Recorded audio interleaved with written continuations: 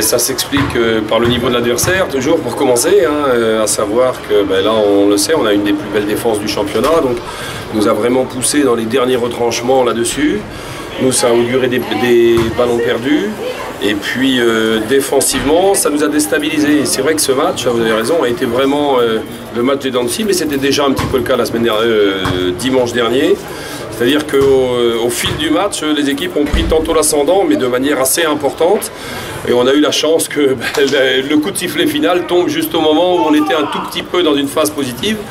Et voilà, ça nous a permis de gagner, peut-être aussi sur la dimension physique, puisqu'ils avaient quand même Omar Sall le diminué, un joueur qui s'est blessé. Voilà, il y a peut-être cette dimension-là qui a usé un petit peu, comme ça avait été le cas la semaine dernière. On sent l'URB en forme depuis le début de l'année 2019, toujours invaincu. Des victoires en championnat, des victoires en Coupe de France et surtout en championnat, des victoires contre des équipes qui vous avaient battu à l'aller. Qu'est-ce qui explique cette belle forme actuelle de l'équipe? Je pense qu'il y a deux choses. C'est on n'était pas en mauvaise forme comme je vous l'avais dit sur la première phase. Il se trouve qu'on avait un calendrier très très difficile, qu'on avait fait des bons matchs globalement sur l'essentiel de la saison, mais on avait joué chez des grosses équipes. Certaines équipes comme Vanves notamment, où on avait mené une bonne partie du match, qu'on avait perdu, à Berck, etc. Donc les résultats étaient somme toute assez logiques, mais le fond de jeu qu'on proposait déjà était bon.